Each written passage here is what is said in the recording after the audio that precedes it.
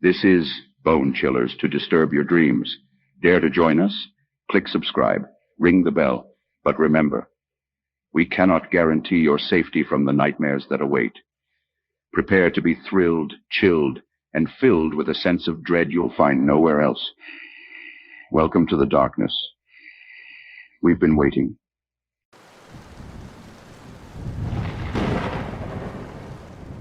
Hellfire Club Horror Night. Every journalist seeks that one groundbreaking story to make their mark. Angela McAllister was no exception. Her sources in the Dublin mountains had whispered of an old hunting lodge, the Hellfire Club. Historical newspapers, old documentaries and web articles painted a mosaic of terrifying tales, devil worshippers, black masses, sacrifices, and the most chilling, the cloven-hoofed stranger at a card game. Perfect, Angela thought. I'll spend a night at the lodge. If I capture anything peculiar, it'll be a scoop. As she hiked up, the club's stone edifice stood against the horizon, a silent sentinel of a sinister past. The air was still, the atmosphere tense, as if the mountains held their breath in anticipation. Angela set up her equipment inside. In the dim light, her cameras and recorders seemed out of place amidst the dusty relics of the 18th century. The first few hours were quiet, save for the distant howl of the wind. Then, close to midnight, faint murmurs echoed. Drawing closer to the sound, Angela reached the grand hall. To her astonishment, the room was alive with ethereal figures seated around a table. The setup was reminiscent of the old tales, a card game in full swing. Angela could hardly believe her eyes. She hid behind a pillar, peering cautiously, capturing everything. One figure stood out, a tall, elegant man with sharp features, wearing a dark cloak. The others deferred to him almost fearfully. As the game progressed, a new player, unaware of the legend, joined in. Angela recognized him. John, a local history enthusiast she had interviewed earlier. The game seemed to progress normally until John dropped a card. As he bent down to retrieve it, a look of pure terror overtook his face. He had obviously seen the cloven hooves of the stranger. In a flash, John attempted to bolt, but the room's temperature plummeted and an unseen force held him in place. The elegant man rose, a malevolent grin playing on his lips. "You've seen too much, and for that there's a price." The spectral figures chanted in an ancient tongue, filling the room with an oppressive energy. Angela, paralyzed with fear, watched as John was forced into the center. The elegant man approached him, whispering words that made John's screams echo in sheer terror. Angela mustered the courage to intervene. "Stop!" she shouted, emerging from her hiding place. "This is the 21st century. Whatever vendetta you have belongs in the past." The elegant man turned his gaze to Angela, eyes glowing an unnatural red. "Ah, a journalist, how quaint. You want a story, I presume? Fine, you can be a part of it." Suddenly, Angela felt an invisible force pull her beside John. The room spun as the figure's chants grew louder. In a desperate attempt, she threw her recorder at the elegant man. As it made contact, a blinding light filled the room, and the ghosts wailed in agony. When the light faded, the room was as it had been, dusty and silent. John, trembling, managed a weak smile. "Thanks for that. I didn't think anyone could stand up to those things." Angela nodded, still in shock. They quickly packed up and left the lodge, the first light of dawn breaking over the mountains.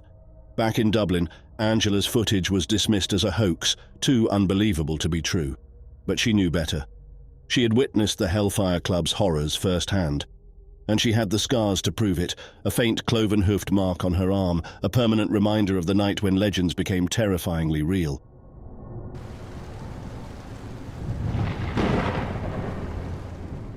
The Banshee's Warning. The O'Reilly family had lived in the same sprawling farmhouse at the edge of the Irish countryside for generations. The old stone building, nestled against a thick copse of trees and overlooking the rolling green hills, was home to many memories and just as many secrets. One rainy evening in late October, young Sean O'Reilly was returning from town. He'd been out celebrating with his friends, and as he approached the farmhouse, the soft patter of rain against leaves grew louder, masking other sounds. That's when he first heard it, a haunting, melodic wail echoing in the distance. Frozen in place, Sean felt a shiver crawl up his spine.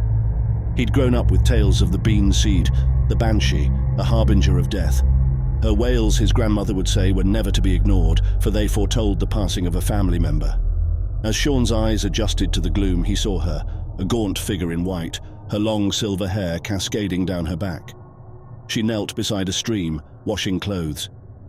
As he squinted, he realized with mounting horror that the garments were stained with fresh blood. Panicking, Sean ran towards the house, slipping on wet stones but pushing himself up each time.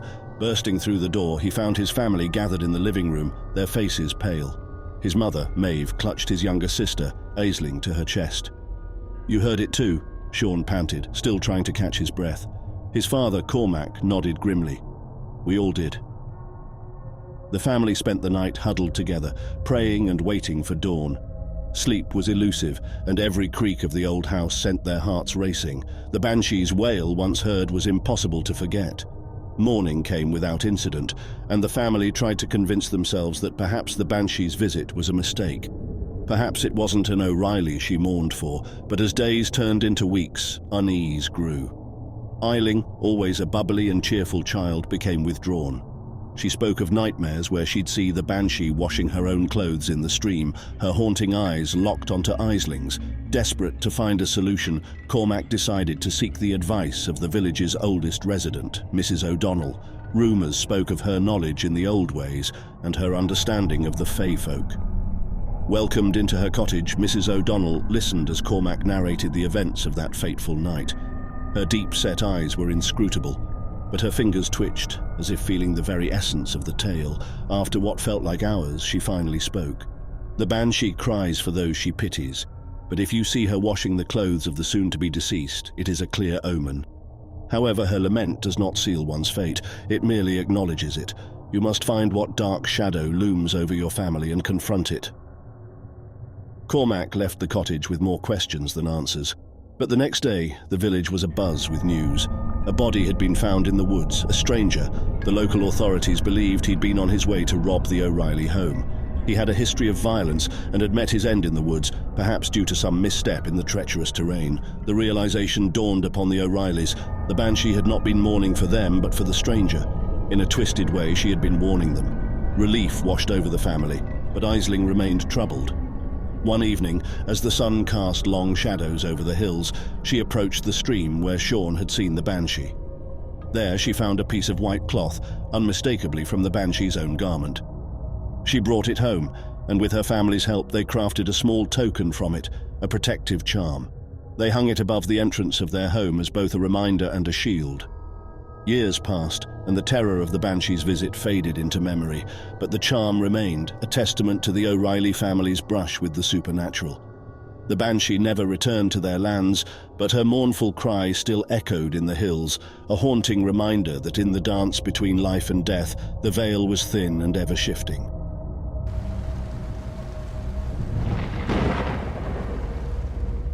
The moving statues of Balin Spittle. The coastal village of Balin Spittle in County Cork was always quiet, the kind of place where everyone knew everyone else. It had its charm, its whispers, and of course its legends. But nothing would ever compare to the summer of 1985. It began with Mrs. O'Sullivan, the village librarian, swearing on her husband's grave that she had seen the statue of the Virgin Mary in the grotto behind St. John's Church move. "It tilted," she'd exclaimed, her fingers quivering, and then it raised ever so slightly, just like a nod. The village was torn. Many brushed it off as a trick of the light or the musings of an old woman's imagination. But then, Sean, the postman, and Mr. Byrne, the schoolteacher, both attested to seeing the same thing. Word spread like wildfire. People from neighbouring towns and soon from all over Ireland were arriving in Balin Spittle to witness the phenomenon. There was an electrifying energy in the air, some calling it a miracle, some a curse, while others mumbled about the end of days. Lucia, a young journalist from Dublin, was one of the many that flocked to Balin Spittle. She was met with a sight she hadn't expected. Under the grey skies, thousands were huddled in silent vigil, waiting for the statue to move. Among the crowd, priests prayed fervently, skeptics argued, and children looked on in innocent wonder. As dusk approached, Lucia positioned herself near the front. She waited, her camera ready. Hours felt like days, and then, under the pale moonlight, she saw it, the subtle tilt of the head, a gentle upward motion. The statue was moving. A collective gasp ran through the crowd. Some fell to their knees, some cried, while others just stared in disbelief. Lucia, however, was determined to find an explanation. Optical illusion was the skeptic's favourite theory. But how could an optical illusion be consistent from multiple angles, in various lights, seen by thousands? Digging deep into the history of Balin Spittle, Lucia discovered an old local tale from the 1600s. The legend spoke of a pagan woman named Aisling, who had been falsely accused of witchcraft by the village. Before her execution, she'd cursed the village, vowing that the stone would come alive and seek vengeance. Connecting the legend with the moving statues seemed far-fetched, but Lucia couldn't ignore the uncanny coincidence. She decided to camp near the grotto that night, hoping to observe the statue more closely. In the dead of night, a thick fog enveloped the area. Lucia's flashlight was her only guide. She approached the statue, reaching out to touch its cold stone surface. As her fingers brushed against it, she felt a pulse, slow and steady. Frozen in shock, she shined her flashlight around and noticed that not just the Virgin Mary, but all the statues in the vicinity seemed to be breathing, their stone chests rising and falling subtly. The whispers of the old legend echoed in her mind, and a chill ran down her spine. Just then, a soft lullaby wafted through the fog. It was enchanting, melancholic and eerily familiar. Lucia traced its source and found herself in an ancient graveyard. In the center stood a weathered tombstone with the name Aisling barely visible. Sitting beside the grave was a shadowy figure, singing the lullaby. As Lucia approached, the figure looked up, revealing piercing blue eyes that seemed to see right through her. "Do you believe now?" the figure whispered. I need to understand," Lucia stammered.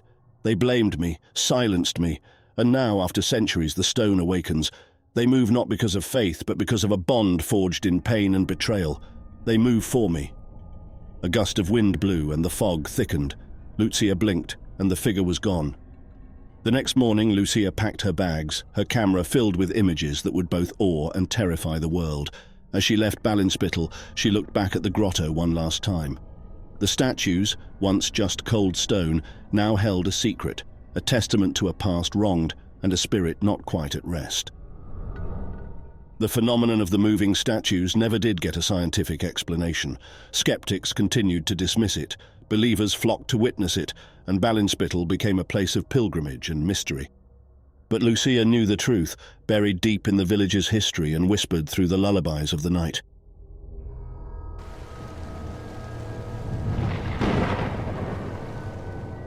The Ghost of Charlesville Castle. Haunted love in Ireland. The sleepy town of County Offaly nestled against the backdrop of rolling Irish hills, and it held one of the country's most chilling secrets, the haunting of Charlesville Castle. Charlotte Mason, an American journalist with a penchant for the supernatural, had grown up on tales of haunted locations and ghost hunting documentaries. She'd heard about Charlesville Castle and the playful spirit of Harriet. Determined to unravel the story, she arrived in Offaly, armed with her recorder and camera. Her first stop was the local tavern, where old Tom, the bartender, recounted his own eerie experience. "It was a foggy night," he began, his voice barely above a whisper. "I saw a little shadow dancing in the castle grounds. Thinking it was a child lost, I called out. But as I got closer, I saw it vanish before my eyes." Charlotte's curiosity piqued. That night, she checked into a room at Charlesville.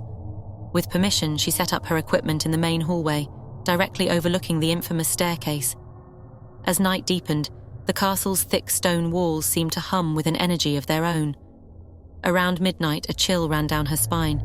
She heard the faint giggle of a child echoing down the corridor. Following the sound, she arrived at the staircase, where she glimpsed the translucent figure of a little girl. "Harriet." Taking a deep breath, Charlotte called out, "Harriet, is that you?" The giggling ceased.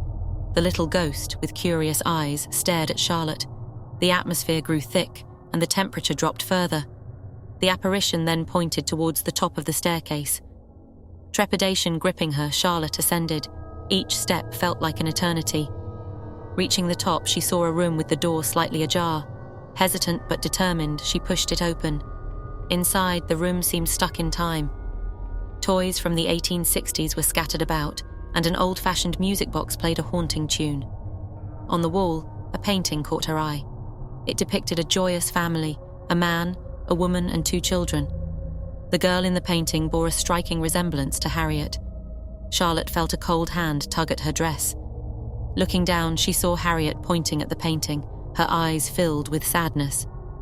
From the shadows, another figure emerged, a tall woman with a stern expression.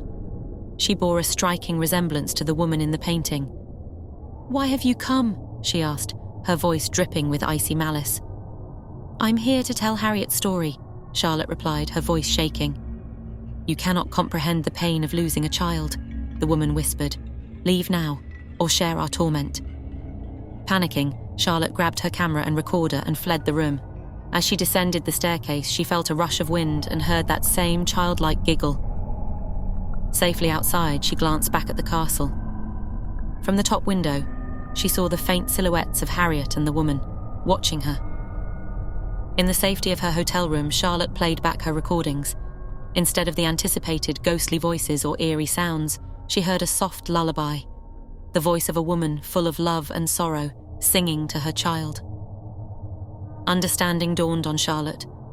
The haunting wasn't about fright, it was about eternal love and the pain of separation. Harriet's mother, unable to come to terms with her loss, had joined her in the afterlife. Moved by the experience, Charlotte penned a touching article, not of a haunted castle, but of a mother's undying love. The tale of Charlesville Castle shifted from horror to one of love, loss, and the ties that bind us beyond death.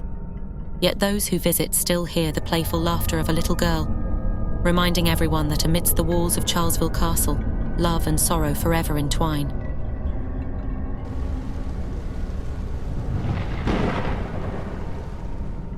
The Lady of Malahide Castle. The sun was setting as Awife stepped off the bus and made her way toward Malahide Castle. As an enthusiast of Irish castles and their legends, she had read extensively about Malahide Castle's infamous spirits, especially the White Lady. The castle stood regal amidst the lush green, shadows lengthening as dusk approached. As she approached the entrance, the caretaker, an old man with weathered skin, beckoned her. "Last entry, lass. Remember, the spirits wake up when the sun goes down." She nodded and made her way inside. The castle's interior was a medley of the past and present. The elaborate chandeliers and old portraits contrasted with the electric lights and laminated information cards. But what caught Awif's attention was a wooden statue of a young bride, the White Lady.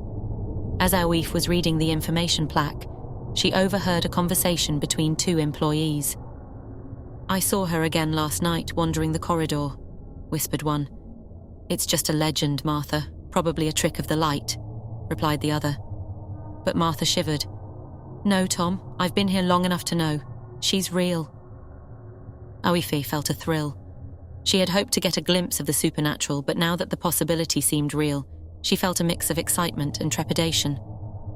Night had fully settled in when Awife made her way to the castle gardens. The air was thick with mist, lending a ghostly aura. Lost in thought, she suddenly felt a cold breeze on her neck. Turning around, she saw the figure of a woman in white. Awife's heart raced. "Are you the White Lady?" she whispered. The apparition floated closer, her features becoming clear. Her face was young and beautiful, but carried a heavy sorrow. "Why do you roam these halls?" Awife asked, trying to keep her voice steady.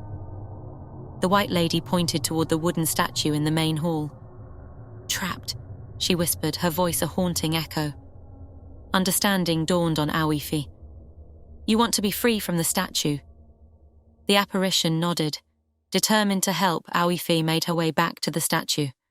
As she touched the wooden figure, she felt an icy grip on her wrist. The eyes of the statue blinked and a voice echoed, "You cannot free me, but you can join me." Terrified, Awife pulled back, but the grip tightened. The room grew colder and the air grew thick with fog. The White Lady materialized, looking more tormented than before. She reached out to Awife, her fingers brushing against her face. "Join me," she whispered, her voice filled with pain. In a desperate attempt, Awife grabbed a nearby candelabrum and struck the statue. The wooden figure splintered, releasing its hold on her. The White Lady's apparition wailed in despair, dissipating into the fog. Breathing heavily, Awife stumbled out of the castle. The old caretaker was waiting for her, his face etched with concern. "Ye saw her, didn't ye?" he asked. Awife nodded, her voice trembling. "I almost became one with her." The old man sighed. The legend has it that the White Lady's spirit was trapped by dark magic. Anyone who tries to free her risks joining her in her torment. Over the years, many have tried and failed. Awife looked back at the castle, the towering structure now ominous in the moonlight. "Then why keep the statue?" The old man looked at her gravely, It's a reminder, lass. A reminder that some things are better left undisturbed. As Ioife left Malahide Castle, she felt a weight lifted off her shoulders. The legends were true, but she had escaped the grip of the White Lady. The castle's haunted history had become a part of her own story. Years later, as she penned down her encounter, she would often wonder about the Lady in White, forever wandering the halls, seeking freedom from her wooden prison. The Lady of Malahide Castle was a story of love, tragedy, and a warning from history.